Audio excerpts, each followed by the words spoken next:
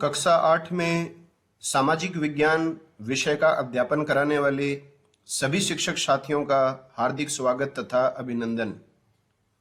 साथियों, आज मैं इस वीडियो के जरिए एनएएस नेशनल अचीवमेंट सर्वे या राष्ट्रीय उपलब्धि सर्वे परीक्षा जो 12 नवंबर 2021 को आयोजित की जाएगी से संबंधित सामाजिक विज्ञान विषय कक्षा 8 के लिए अभ्यास प्रश्नों का संग्रह लेकर आपके बीच उपस्थित हुआ हूं। साथियों, वीडियो के 3 भाग मेरे द्वारा प्रदर्शित किए जाएंगे। प्रथम भाग में भूगोल से संबंधित अभ्यास प्रश्न मैं प्रस्तुत करूंगा। भाग 2 में राजनीति विज्ञान से संबंधित अभ्यास प्रश्न प्रस्तुत किए जाएंगे तथा भाग 3 में इतिहास संबंधी अभ्यास प्रश्न आपके बीच प्रस्तुत किए जाएंगे। वीडियो अच्छा लगे तो वीडियो को लाइक जरूर करें, अधिक से अधिक शिक्षक साथियों व विद्यार्थियों को शेयर करें तथा चैनल को अभी तक सब्सक्राइब नहीं किया है तो चैनल को सब्सक्राइब कर लें, बेल आइकन को प्रेस कर लें ताकि मेरे द्वारा प्रदर्शित हर वीडियो का नोटिफिकेशन सबसे पहले आपको प्राप्त हो सके। तो शुरू करते हैं आज का वीडियो। एनएएस कक्षा 8 सामाजिक विज्ञान भूगोल से संबंधित अभ्यास प्रश्न।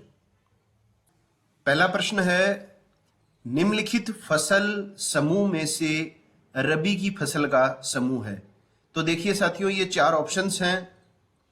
गेहूं, चना, सरसों, जवार, मक्का, गेहूं, मक्का, गेहूं, चना, जवार, चना, मक्का। ये 3-3 फसलों के युग्म के रूप में ऑप्शंस दिए गए हैं। तो रबी की फसलों का जो समूह है वो आपको इसमें ढूंढना है। तो गेहूं, चना और सरसों, ये इसका उत्तर होगा। ये है रबी की फसलों का समूह। दूसरा प्रश्न है, निम्नलिखित पड़ोसी देशों के समूह में से भारत के पड़ोसी देशों का सही समूह है। तो भारत के पड़ोसी देशों का समूह आपको बताना है। तो इसमें देखिए, हम ज्यादा समय न लेते हुए सीधे सही उत्तर की ओर चलेंगे। तो पड़ोसी देशों का समूह जो ए नंबर ऑप्शन है वो बिल्कुल सही है। चीन, अफगानिस्तान, पाकिस्तान, नेपाल। बाकी देखिए, रूस की जो है सीमा नहीं लगती है भारत से, नहीं मंगोलिया की लगती है और नहीं यहां भी रूस है। तो ए नंबर ऑप्शन बिल्कुल सही हो जाएगा। 3 नंबर प्रश्न है, निम्नलिखित उद्योगों में वृत्त पैमाने के उद्योगों में सम्मिलित नहीं है। तो वृत्त पैमाने के उद्योगों में देखिए कौन सा उद्योग सम्मिलित नहीं है। लोहा इस्पात वृत्त उद्योग है, चीनी उद्योग भी वृत्त बड़ा उद्योग है, सीमेंट उद्योग भी बड़ा उद्योग है, पापड़ उद्योग जो है ये वृत्त पैमाने का उद्योग नहीं है। तो उत्तर आ जाएगा द। चौथा प्रश्न है, वायुमंडल की वह परत जिसमें मौसम के परिवर्तन जैसे बादलों का बनना, वर्षा होना, आंधी तूफान आना घटनाएं होती हैं। तो ये जो घटनाएं हैं ये जो है वो आपको देखने को मिलती हैं क्षोभ मंडल में। सही उत्तर आ जाएगा ब। पांचवा प्रश्न है, वायुमंडल में उपस्थित गैसों में क्रमशः नाइट्रोजन, ऑक्सीजन, आर्गन एवं कार्बन डाइऑक्साइड का प्रतिशत क्या है। तो इसी अनुसार आपको प्रतिशत दिया गया है ऑप्शनों में। पहले नाइट्रोजन का बताना है, फिर ऑक्सीजन का।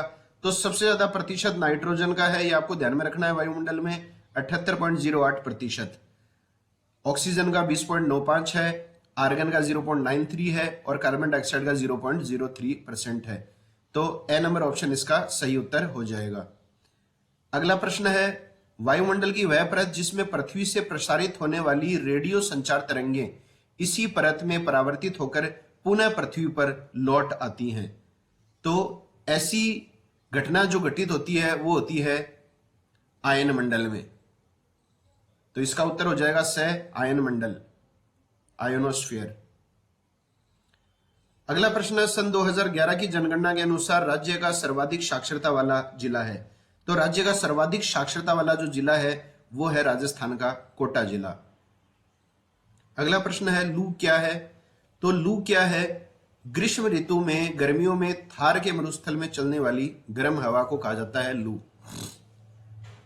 अगला प्रश्न है, निम्न में से राजस्थान में बहने वाली नित्यवाही नदी। राजस्थान में बहने वाली नित्यवाही जो नदी है वो है चंबल, वर्ष भर बहने वाली चंबल नदी। राजस्थान की सबसे लंबी बहने वाली नदी है चंबल नदी। अगला प्रश्न है, राजस्थान के किस जिले में परमाणु ऊर्जा संयंत्र स्थापित है। तो परमाणु ऊर्जा संयंत्र स्थापित है चित्तौड़गढ़ में। अगला प्रश्न है, यदि आपको पवन ऊर्जा संयंत्र स्थापित करने को कहा जाए तो आप निम्न में से किस जिले का चयन करेंगे जो संयंत्र स्थापित करने के लिए सर्वाधिक उपयुक्त हो? तो इसका सही जवाब होगा जैसलमेर। अगला प्रश्न है 12वां नंबर प्रश्न, राजस्थान के किस जिले से कोयला प्राप्त होता है? तो राजस्थान में कोयला संकट चल रहा है, आपको पता है। तो 12वें प्रश्न का सही उत्तर होगा बीकानेर। कोयला प्राप्त होता है बीकानेर। 13वां प्रश्न है, निम्न खनिज समूह में से राजस्थान के एकाधिकार वाले खनिज समूह को छांटिए। तो राजस्थान के एकाधिकार वाले खनिज समूहों में सही समूह है वोलेस्टोनाइट, जस्ता और जास्पर। इन तीनों खनिजों के संदर्भ में राजस्थान जो है वो भारत में एकाधिकार रखता है। ए नंबर सही उत्तर हो जाएगा, ए ऑप्शन। अगला प्रश्न है, जैवमंडल में सम्मिलित किया जाता है। तो जैवमंडल में सम्मिलित किया जाता है जलमंडल, वायुमंडल, स्थलमंडल। सही जवाब होगा ए। अगला प्रश्न है, राजस्थान की सबसे प्राचीन जनजाति है। तो राजस्थान की सबसे प्राचीन जो जनजाति है वो जनजाति है भील जनजाति। ध्यान में रखिएगा। खनिज निष्कर्षण की विधियों में सम्मिलित नहीं है। तो खनिज निष्कर्षण की विधियों में देखो, खनन है, परिवेधन भी है, आखनन भी है, परवाह नहीं है। तो सही उत्तर हो जाएगा द परवाह। अगला प्रश्न है, यदि आपको सौर ऊर्जा संयंत्र स्थापित करने को कहा जाए तो आप निम्न जिले का चयन करेंगे। तो आप किसका चयन करेंगे? जैसलमेर का चयन करेंगे। ए ऑप्शन सही है। राजस्थान की वस्त्र नगरी कहा जाता है। तो राजस्थान की वस्त्र नगरी कहा जाता है भीलवाड़ा को। तो ए नंबर उत्तर इसका सही हो जाएगा। अगला प्रश्न है, तीव्र औद्योगिक विकास एवं रोजगार के साधनों में वृद्धि के उद्देश्य से विशिष्ट आर्थिक क्षेत्रों का निर्माण किया जाता है जिसे कहा जाता है सेज। राजस्थान में ये किस जिले में है? तो राजस्थान में सेज जो है वो है जयपुर के सीतापुरा स्थान पर। यह आपको ध्यान रखना है। अगला प्रश्न है, निम्न में से आंतरिक प्रवाह क्रम में सम्मिलित नदी है। तो आंतरिक प्रवाह वाली नदी जो है वो है घग्गर नदी। ध्यान में रखना है, राजस्थान की प्रमुख आंतरिक प्रवाह वाली नदी है घग्गर नदी। द नंबर ऑप्शन सही हो जाएगा। 21वां प्रश्न है, जीवन निर्वाह कृषि में निम्न तथ्यों में से सम्मिलित नहीं है। तो आपको बताना है जीवन निर्वाह कृषि में निम्न में से कौन सा सम्मिलित नहीं है। तो देखिए, यह परिवार के भरण पोषण हेतु की जाती है, यह बिल्कुल सही है, सम्मिलित है। यह जीवन निर्वाह के लिए की जाती है, यह भी सही है। यह वाणिज्यिक उद्देश्य से की जाती है, तो वाणिज्यिक उद्देश्य से यह नहीं की जाती है। और निर्वाह कृषि में स्थानांतरित कृषि एवं चलवासी पशुचारण सम्मिलित है, तो यह भी सही है। तो इसका सही जवाब हो जाएगा स नंबर ऑप्शन। अगला है, राजस्थान के किस जिले में सरसों अनुसंधान केंद्र स्थित है? तो राजस्थान में सरसों अनुसंधान केंद्र है भरतपुर के सेवर स्थान पर। तो ए नंबर ऑप्शन सही हो जाएगा। 23वां प्रश्न है, निम्न में से धात्विक खनिज है। तो धात्विक खनिज देखिए कौन सा है? अभ्रक, चूना पत्थर, संगमरमर, ये तीनों अधात्विक हैं। धात्विक खनिज है सोना। ए नंबर ऑप्शन इसका सही जवाब होगा। खनिजों का अजायब घर किसे कहा जाता है? तो यह कहा जाता है राजस्थान को। अगला प्रश्न है, वह रेखा जो पृथ्वी को दो बराबर भागों में विभाजित करती है। तो पृथ्वी को दो बराबर भागों में विभाजित करने वाली रेखा है भूमध्य रेखा, जिसे विषुवत रेखा कहा जाता है। 0 डिग्री इसका मान होता है और भारत के मध्य से निकलती है ये कर्क रेखा 23.5 डिग्री उत्तर। अगला प्रश्न है, विश्व का एकमात्र वृक्ष मेला लगता है। तो एकमात्र वृक्ष मेला लगता है विश्व का जोधपुर के खेजड़ली गांव में।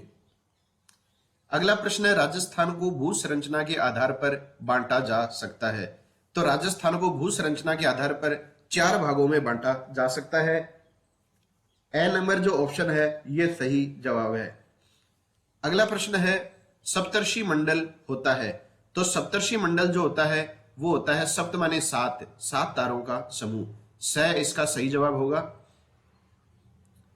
यदि किसी प्रश्न का आपको नहीं समझ में भी आ रहा है या सुनने में कुछ असुविधा हो गई हो तो लास्ट में उत्तर तालिका भी आपके बीच प्रस्तुत की जा रही है, वहां आप देख सकते हैं सारे प्रश्नों के उत्तर। अगला प्रश्न है, पृथ्वी पर दिन रात बनते हैं। तो पृथ्वी पर जो दिन रात बनते हैं ये दैनिक घूर्णन गति के कारण बनते हैं। तो पृथ्वी की दैनिक घूर्णन गति के कारण दिन रात बनते हैं, और वार्षिक गति के कारण जो है वो वो जो है वार्षिक परिभ्रमण के कारण।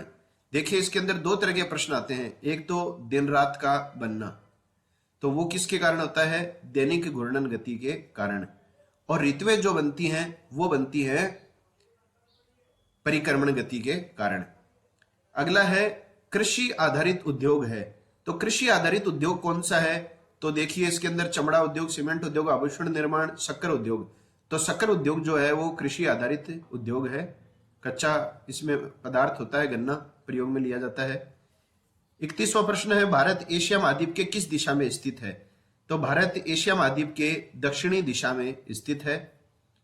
अगला प्रश्न है, राजस्थान के थार मरुस्थल के अंतर्गत आने वाले जिले हैं। तो थार मरुस्थल के अंतर्गत आने वाले जिले कौन से हैं? तो द नंबर ऑप्शन सही हो जाएगा, बाड़मेर और जैसलमेर। अगला है, इग्लू का तात्पर्य है। तो इग्लू का तात्पर्य क्या है? इग्लू होता है बर्फ से निर्मित घर, बर्फ के घरों को कहा जाता है इग्लू। देश का सबसे बड़ा सरसों उत्पादक राज्य है। तो देश का सबसे बड़ा सरसों उत्पादक राज्य है राजस्थान। यह रिट भर्ती परीक्षा में भी पूछा गया था, सामाजिक विज्ञान विषय में। अगला है, वन विनाश का कारण नहीं है। तो वनों के विनाश का कारण नहीं कौन सा है? तो अम्ल वर्षा, एसिड रेन है इसका कारण।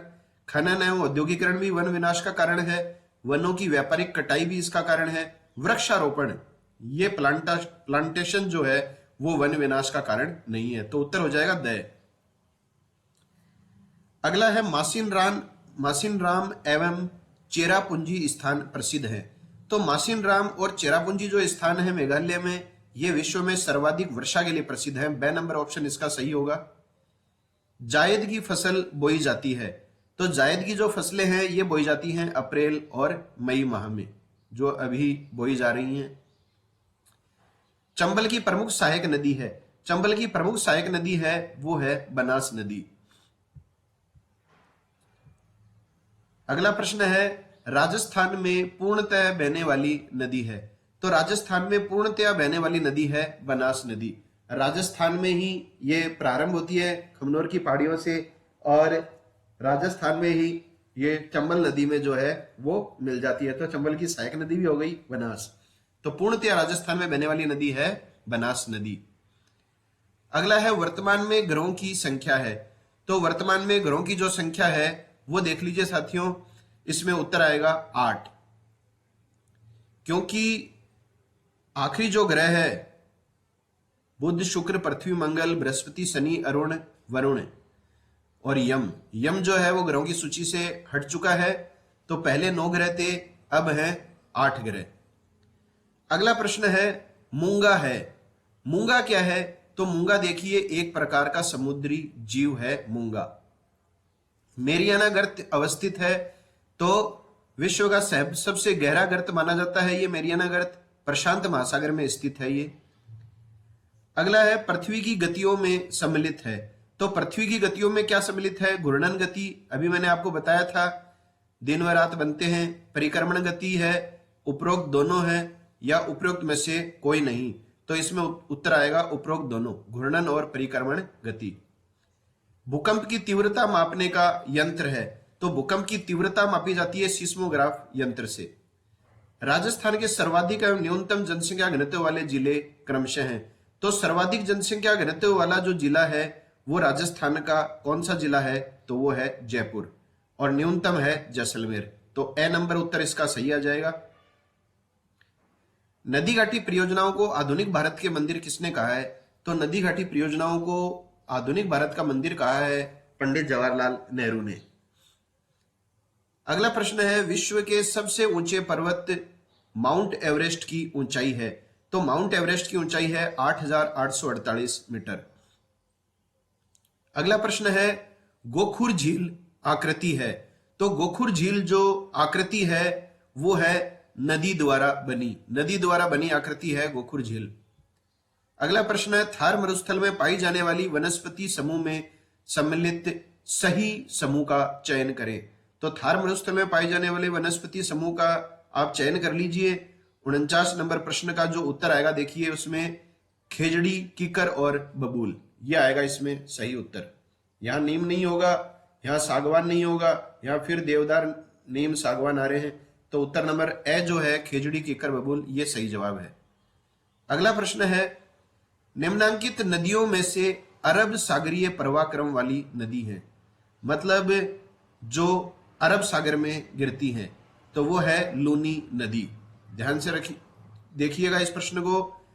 अरब सागरीय प्रवाह वाली नदी पूछा है, लूनी आएगी। गंगा, बनास, यमुना, ये तीनों बंगाल की खाड़ी में गिरने वाली नदियां हैं। अगला प्रश्न है, आप भ्रमण हेतु जाना चाहते हैं, आपको बर्फ बहुत पसंद है, तो आप निम्न में से भारत के किस राज्य का चयन करेंगे? तो किस राज्य का चयन करेंगे हम करेंगे हिमाचल प्रदेश राज्य का। अगला प्रश्न है, आपको भारत के समुद्री तटीय क्षेत्र की यात्रा करनी है, तो निम्न राज्यों में आप इस हेतु किस राज्य का चयन करेंगे? तो समुद्र तटीय क्षेत्र की यात्रा करनी है तो किस राज्य का चयन करेंगे? हम करेंगे उत्तराखंड राज्य का चयन। ब नंबर ऑप्शन सही है। यदि पृथ्वी घूर्णन करना बंद कर दे तो निम्न में से घटना नहीं होगी। तो पृथ्वी घूर्णन करना बंद कर दे तो कौन सी घटना नहीं होगी? अभी मैंने आपको बताया था, घूर्णन गति के कारण दिन रात बनते हैं, और घूर्णन करना बंद कर देगी तो दिन रात नहीं बनेंगे, तो ए नंबर ऑप्शन सही हो जाएगा।